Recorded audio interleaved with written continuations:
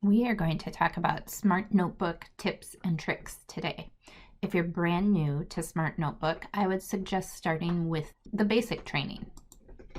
I should mention too that most of the features we're going to talk about today are only available if you have a Smart Learning Suite subscription and not just the free basic version. But if you have a smartboard in your classroom, you should know that a Smart Learning Suite subscription was purchased for you. It might just be a matter of logging in to activate your account. But our learning target today is that we're going to learn Smart Notebook features that will help you efficiently create engaging activities for students. So activities that are going to be very interactive. That's what we're going to focus on today. In talking about efficiency, you may already have some Google Slides that you want to use in order to build a Smart Notebook lesson. It's really easy to bring those Google Slides into a Smart Notebook lesson. Let's take a look at how that works. I'm just going to press Escape on my presentation here. And so the first step here is going to be to download your Google Slides as a PDF. So you're going to go to File, and then you're going to go to Download, and then you're going to choose PDF Document. And then we can go ahead and open up our Smart Notebook. So now we can just create a brand new Smart Notebook file on our welcome screen here. And then to import those Google Docs, the Google Slides rather, that are now in that PDF format, we're going to go up to File and we're going to say Import. And we're going to look in our Downloads folder and we're going to choose that document and say Open.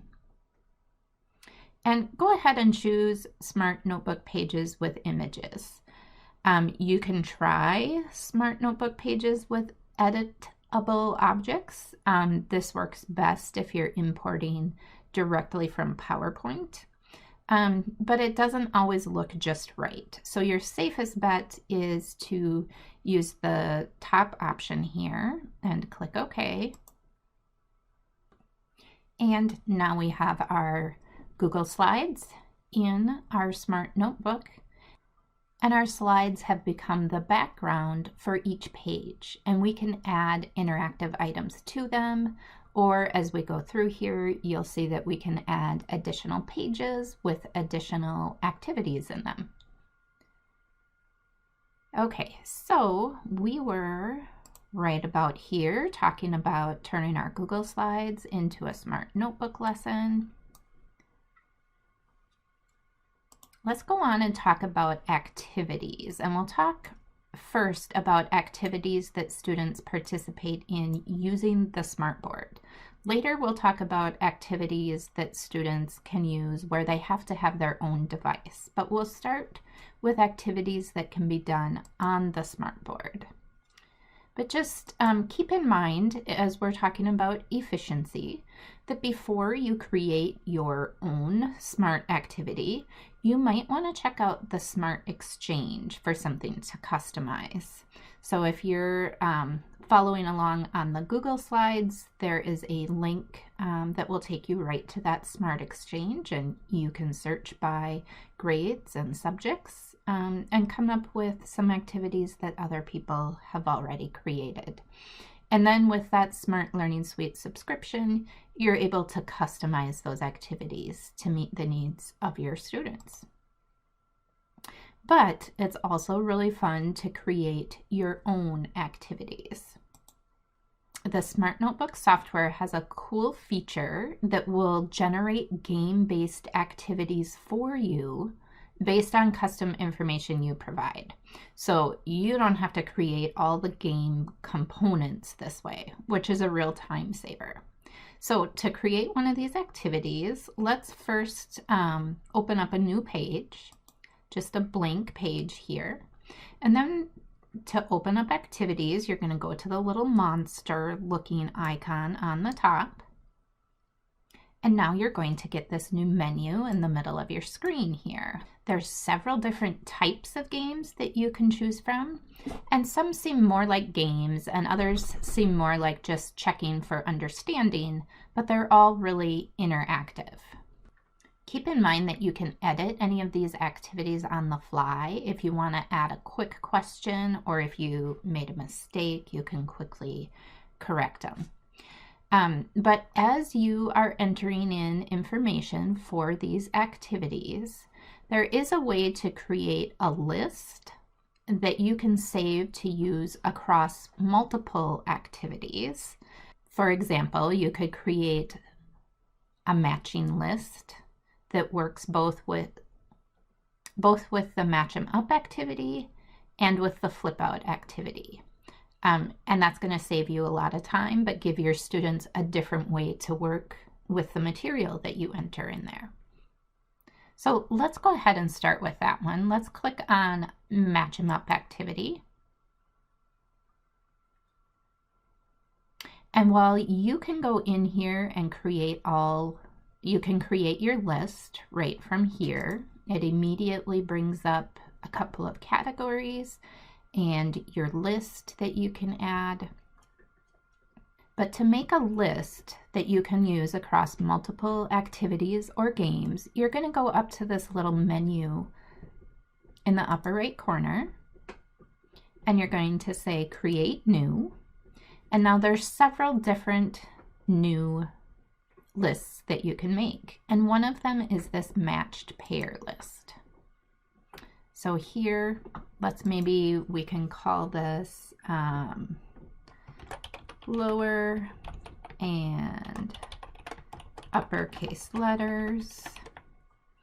And so we're going to match our lowercase b to our uppercase b,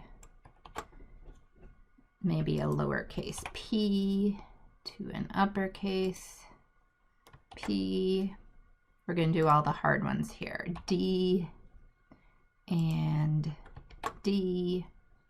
And now keep in mind, instead of text, you could be doing pictures as well. So you could, you could enter in, you could search for a picture.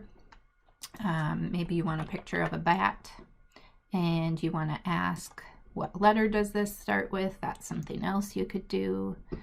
But you can search for that picture of your bat.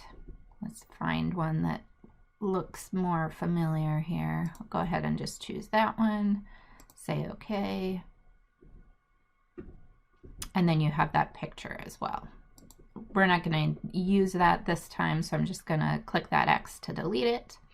And now I can go ahead and click Save. And so now I can say Done down at the bottom. And now I'm over here again on that Match 'em Up activity, which I had started. But instead of entering all those in by hand again, I'm going to go up to this little line menu with the plus. This one's blue. I'm going to click on it, and you can see the list that I just made is up there. So I can just choose it, and I can say Load, and now my activity is ready to go. I'll click Next at the bottom. And now I get to pick a theme for my activity. And sometimes simple is the best if you don't want all that background getting in the way of students recognizing things. But let's go ahead and just choose rock concert to make this a little more fun, and then say Finish. Now it's going to take a little bit for this activity to load, but no matter what theme you use, it's going to be very similar. You're going to bring the two objects into the middle. If the student's answer is correct, they celebrate. I have the sound off, but you could hear them celebrating at the rock concert. If they don't get it correct, it's just going to bounce back. So again, very simple to create some fun interactive activities with a word list that you're using throughout your activities. So let's also go over here to the side. You can see there's a couple of extra options. So if I click on the star down here, you can choose to have buzzers up at your smartboard. So a buzzer would just be as soon as someone finishes, then they hit the buzzer, and make it more of a competition that way. Randomizer is nice. This is the one that is kind of the safest to use in your classroom, right? And so you can just randomly select a student's name for the activity so that you're not the one calling on students all the time. And to do that, back where we did that, the content manager, you would have just created a student list. And there's other things that we can randomize here too, as you can see. But we could just go into students, and we haven't created a list, like I said, so that's not going to let us do that. But then it would just bring up a student's name every time we want to do that. So let's just click that again so that that goes away. If we go up here to our little pencil, this is where we can edit this activity. And one of the ways that you can edit the activity is by creating that student list. So we'll give it a minute to load here. And we're going to go back to that content management menu. And we're going to say create new this time. And this time we're going to say student list. And we'll just call this, maybe this is 4th hour students. And I'll just enter my pets' names in here. And then we can say save. And again, we can say done. And it brings us back up here. So I could change this activity a little bit more if I wanted to add some more letters in here or more options for matching. And I'll just say next and finish. And so now when I click on my hat, that randomizer, we can say students, and we can select a student list, and we can say done. And now we have this hat, and when you or your students click on the hat, it will bring up the name of the next person to go. And so you can say dismiss, and it goes away so that person can take their turn. And when you're ready to choose another one, you click the hat again. And there are some settings here so that you can go back and change what you're randomizing. But we're just going to say done because we do still want students. And you'll see this time it's going to bring up a different student's name. Now, if that student maybe doesn't want to go, you can just click pick again, and it'll bring up someone else's name. So kind of a nice way, makes it a little bit more exciting and takes you out of the hot seat as the person who's calling on students to have a turn up there. That was, we talked about there, let's just go on next here. These are our activity options. And in that activity list types that we looked at when we were managing our content lists here, you'll see we had the option for matched pairs, which is what we did. There's another option for a quiz list. And when you make a quiz list, that will allow you to use that list for a game show, for the speed up activity, for a response activity, or for a monster quiz. So you get lots of use out of that quiz list. We'll go in there and look at that again. But you also have the option to do a single list, and we'll show you what that looks like. But you can use that single list in the sorting activities, the activity called Super Sort. So let's just add a new page and take a look at maybe our game show. Let's make a new quiz list for our game show option. So again, I'm going to go to my activities tab or my activities option, and I can jump right here to manage content. And I'm going to create a new quiz. And I can choose what kind of quiz. I can have multiple choice, true, false, multiple answers, so more than one answer is correct. I could have it just be a poll or opinion or short answer. I'm going to choose multiple choice. This is kind of the most typical, I feel like. And so let's just say, what object starts with, you can see it takes the software a little bit to catch up sometimes, especially if we're also using the computer to record. Okay, so once my question is up there, I could add an image if I wanted to. So maybe I put an image of a bird to give students a little bit of a clue. But down here, I can just add, instead of text, I can go over to the image and I can search for images that I want.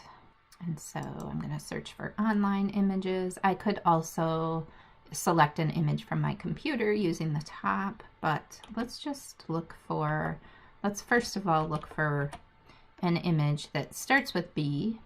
That bird looks just fine. We'll say okay.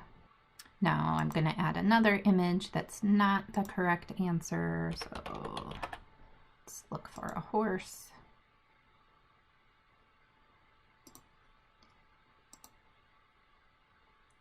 And we'll say okay. And now you only have to do 2, but you can do up to 4 if you want. Let's make it a little bit harder by adding another one. Let's do a cat.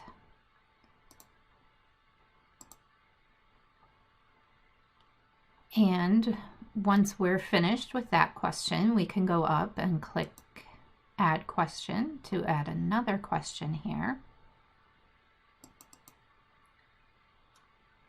And just follow the same procedure. Enter our question and our answers, making sure that the correct answer is the one highlighted in green.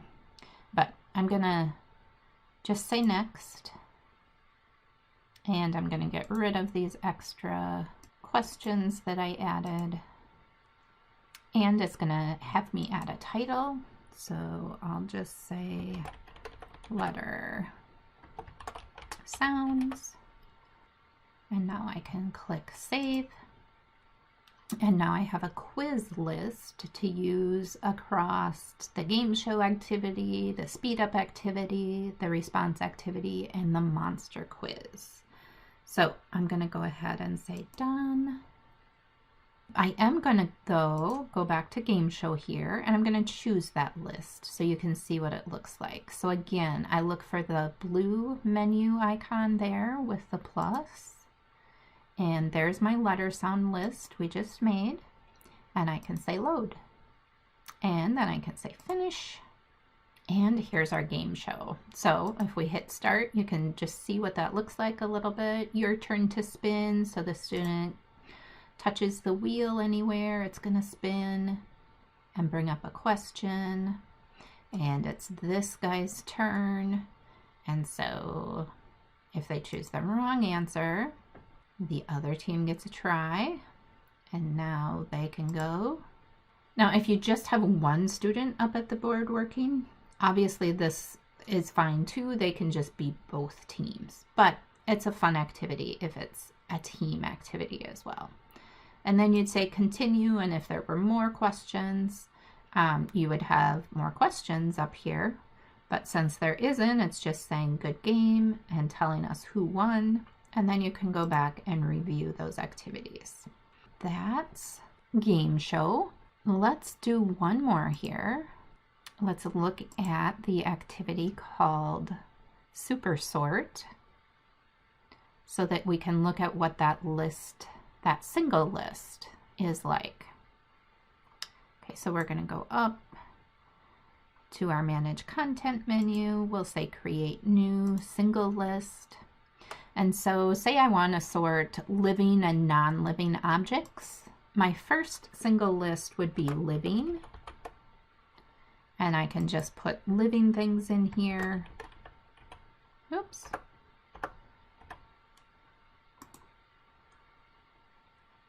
And you want all of these to be the correct answers in this particular case. And we can say save. And now in order for this to work, you also want to make another single list. So we'll create another single list here. And this one we'll call non-living. And let's just put some items in here. And we'll hit save. Now we have the two categorizing lists that we want to use, and you can add as many single lists as you want at a time. So if you have another activity where you're sorting uppercase and lowercase letters, you could have that listed in here as well. But let's just say done. And then when we go down, we got to scroll down a little bit to our super sort activity. And now up here, we have our blue menu with the plus, and we can say, I want my living list, load. And over here, I can say, I want my non-living list, and load. And then just remember to name your categories. So we'll say living and non-living, and next at the bottom. And now we can choose another fun theme. Again, if you choose the simple theme, it works great for kids who have a hard time with that visual perception background, but it also makes it a little bit more fun if you can choose a theme and say finish. Okay, as you can see, it's hard. It's kind of hard to read some of these sometimes, but here's my living side. So I'm going to move my dog over here, living, yay. Let's put one that's not living over here so you can see what happens. It snaps right back. Let's just go to the end here. Person. Rock is non-living. A desk is non-living. Cup is non-living. Grass is living. Pencil's non-living. And tree is living. So now we sorted the whole thing, and we can hit reset and they can go again. So this side got fired on more often, so that ship went away, but it's a little bit different than the game show where there's a winner and a loser. It's just simply sorting. So we can hit reset and students can go again. Okay, so let's keep going here. Let's go on to our next slide. We talked about the more activity options. The other thing that is kind of nice sometimes is to be able to set a timer so that students know exactly how long an activity is going to run. It's just like when we set a timer for anything else, as long as that timer doesn't cause too much anxiety for some students. So you know your students best and whether that'll be helpful or harmful. So let's go on here to activities that require students to answer on a separate device. So if you have devices for all of your students in your classroom, you could use some of these activities.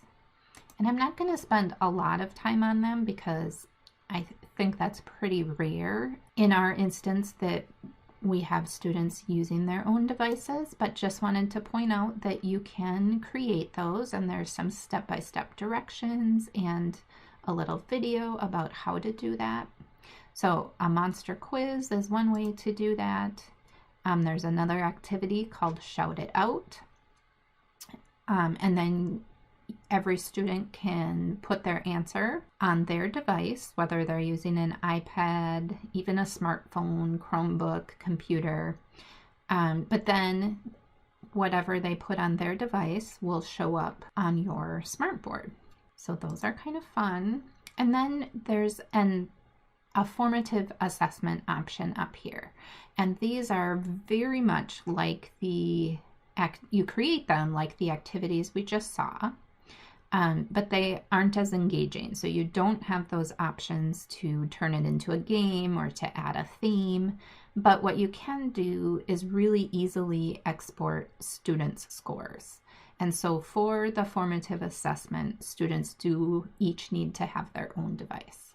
Next, I want to talk a little bit about Lumio. And this is more fun to talk about when we're doing this synchronously. But you use Lumio to push interactive lessons to students' devices. So it's not a separate activity, but it's a way for you to share any Smartboard activity with your students.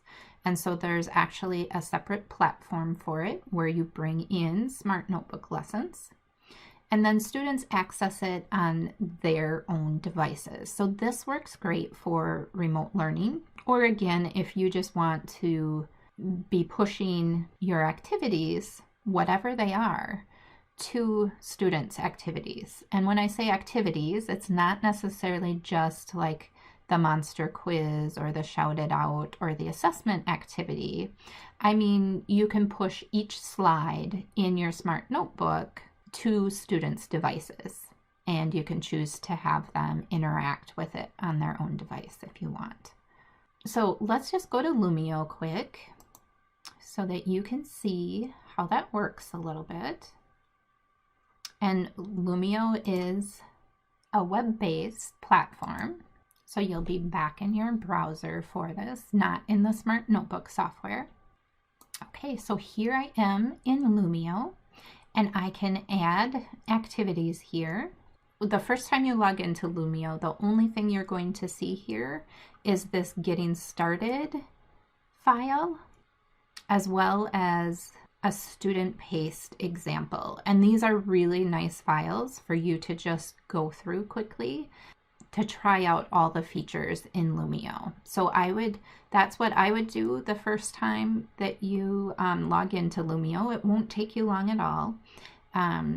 Works very similar to what we've been doing, but just also wanted to show you that the way you would bring a lesson into Lumio would just be to go to Add Activities. And then if you want to import a Smartboard lesson that you already have, you could say Import Resource. You could also, as you can see here, import any PDF. So you could import a worksheet that you have in PDF format and have students each fill out that worksheet using their device. You could bring in a PowerPoint, just about any file you could import here. So let's say, so we can go to My Library, or local storage would be anything that you have on your computer. So let's choose a local storage for now. And I have this Interactive Smart Tools activity. I'm just going to click on that one and say Open.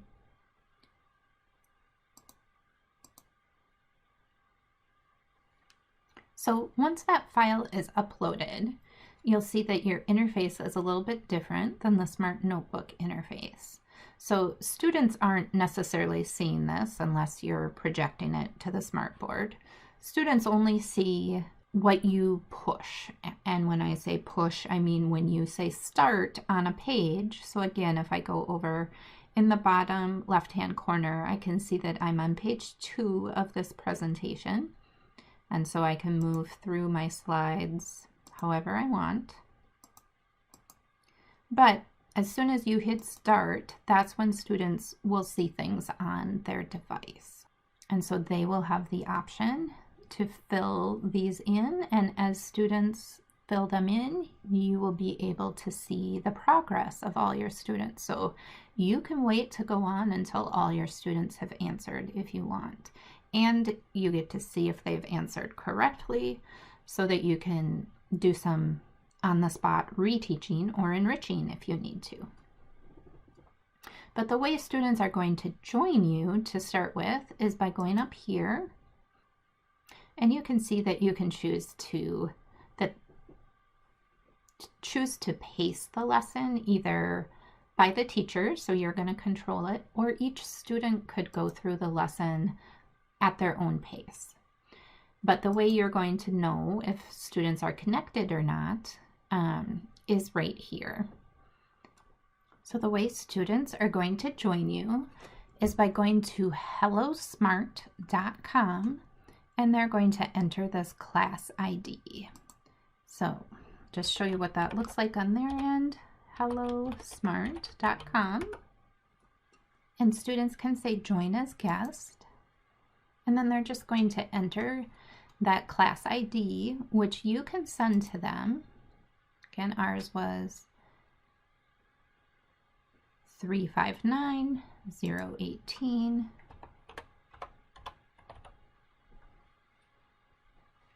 They will click next, and let's just call, they'll enter their name. In this case, we're just going to say student 1 and join as guest. And so now they're just going to see whatever you have up as the teacher, and they can participate. They will just follow the instructions on the screen. So those are some basics about Lumio. And that brings us to the end of our tips and tricks section. If you have a minute to fill out our feedback form, that would be great. I hope you learned a few tips that will help you efficiently create engaging activities for students. If you want to learn more, you can sign up for some instructional coaching, and I'd be happy to come in even as just an extra set of hands as you're trying some of these activities in your classroom. So you could sign up for some instructional coaching, or you can just email me too. We don't have to make it that a formal coaching process. And there are also teacher guides and links to other trainings on the Instructional Resource Center or the IRC. And you can click that link in your Google Slides to get there. And finally, thank you Slides Carnival for the slide templates. Have a great day, everybody.